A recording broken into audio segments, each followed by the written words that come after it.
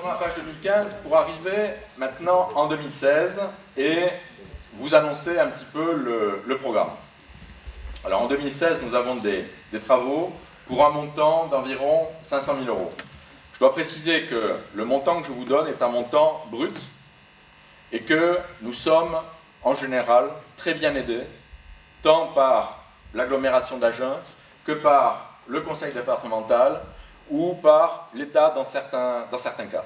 Nous allons réaliser des travaux dans le clubhouse du rugby, 160 000 €. Il y en a bien besoin. Donc ça fait longtemps que le rugby pleurait pour avoir des locaux qui soient chauds l'hiver et froids l'été. Ces travaux seront réalisés en 2016.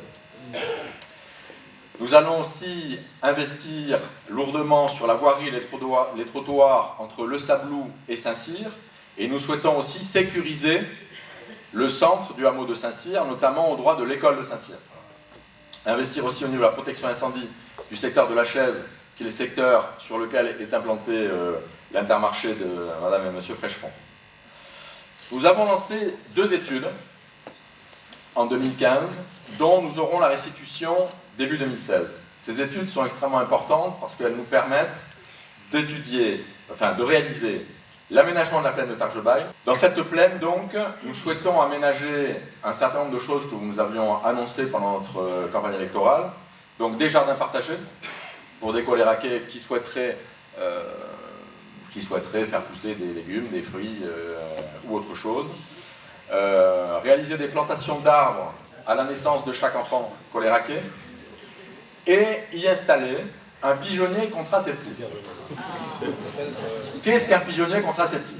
C'est un petit pigeonnier en bois, sur pilotis, qui permet, en agrénant régulièrement, de faire venir des pigeons.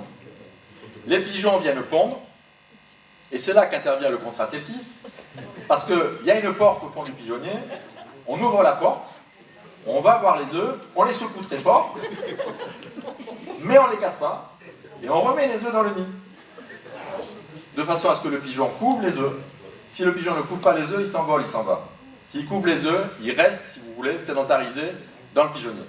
Et ça permet donc de localiser cette population de pigeons autour de ce pigeonnier. Fabuleux. Bravo, monsieur le maire.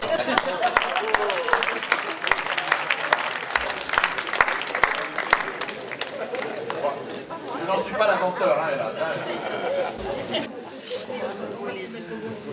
Plus tard, au niveau de cette plaine de Targebaille, nous souhaitons aussi refaire l'aire de jeu qui est bien malade et installer un petit skatepark.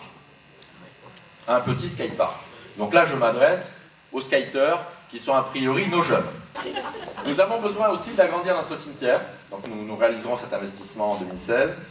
Et nous souhaitons aménager des cheminements doux.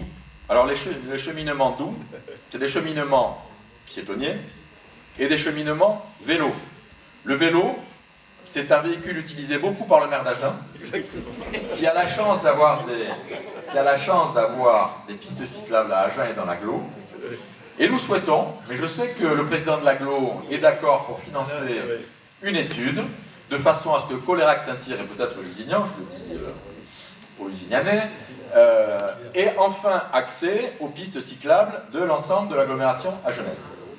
Nous avons lancé une deuxième étude, qui est l'étude d'aménagement de la plaine des sports. La plaine des sports, c'est celle qui est ici, là, qui donc comprend la salle des fêtes, le stade de rugby, le basket, le tennis, la pétanque, la gym jusqu'à la cale. Cette plaine des sports connaît 2 problèmes importants. Le premier, c'est un problème de sécurité au niveau du parking par rapport à la RD 813. Ça fait longtemps qu'avec François, nous avions pointé ce souci. Nous allons effectivement le régler pendant ce mandat. Donc, des aménagements, est-ce que ce seront des feux intelligents, on va voir, des aménagements au droit de la salle des fêtes et la réalisation de parking. Et au niveau de la salle des fêtes, nous aurons peut-être une exception accordée par le préfet que nous avons rencontré il y a 15 jours pour nous développer peut-être en termes de rez-de-chaussée. Mais on est en train d'imaginer un agrandissement par les airs, par le ciel, en R+1, avec un ascenseur bien entendu. Donc ça fait l'objet de cette étude et nous vous consulterons bien évidemment quand nous aurons les résultats de ces études pour vous faire des propositions. Le rectorat a décidé, la mort dans l'âme, de fermer l'école de Corne. Cette école de Corne donc est fermée, par contre nous n'avons toujours pas reçu le document de l'État attestant la fermeture. Donc aujourd'hui, tant que nous n'avons pas ce document, nous ne pouvons pas réutiliser les locaux de l'école de Corne. Mais pour les gens qui habitent ce quartier, ne soyez pas inquiets, il est hors de question que nous laissions ces locaux vides. L'école de Corne est un lieu de vie. Nous souhaitons redonner à l'école de Corne cet espace de vie et de quartier. Donc nous y travaillons. Nous avons un projet de relais d'assistance maternelle, un RAM, et nous avons des associations qui nous ont approchés pour occuper une partie de ces locaux. Donc 2016 devrait voir la réoccupation de cette école de Corne. Issu de notre accueil de loisirs, un groupe d'une vingtaine d'ados fonctionne maintenant depuis plusieurs années en soutien sur les animations du centre et sur la réalisation d'un projet annuel qui les conduira cette année dans les Pyrénées au mois d'avril pour un séjour axé sur la découverte, la randonnée et la spéléologie. Je vous précise que ces jeunes, ils vont en tant que jeunes pour s'amuser, mais ont aussi un rôle pédagogique, un rôle d'encadrement qu'ils font pour les plus jeunes qu'eux.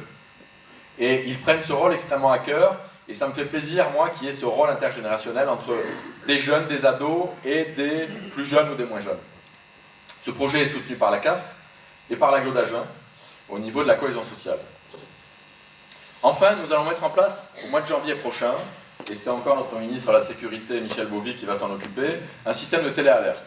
Alors au départ, le système de téléalerte est un système qui permet d'informer les habitants de Colérac sur un risque, et notamment un risque d'inondation. Ce système permettra aussi d'envoyer des informations aux Coléraciens et de communiquer avec eux. D'accord ? Par exemple, le nouveau calendrier du ramassage, de la collecte des ordures ménagères, demain on pourra le faire par téléalerte. L'année 2016 et l'avenir se construiront par vos engagements, nos engagements. Nous devons continuer à construire. Notre devoir en tant qu'élus sera de vous écouter, de vous encourager, de vous soutenir, de vous accompagner. Ce soir, je vous adresse en mon nom et en celui de toute mon équipe, élus et collaborateurs de Colérac Saint-Cyr, et j'y adjoins bien évidemment Patrick Lamarck, notre directeur général des services, ce message d'espoir et ce vœu de foi dans l'avenir, et vous assure de notre détermination et de notre engagement, intact à vos côtés pour le porter et le réaliser. À toutes et à tous, nous y croyons, cette année 2016 sera une belle et bonne année. Merci.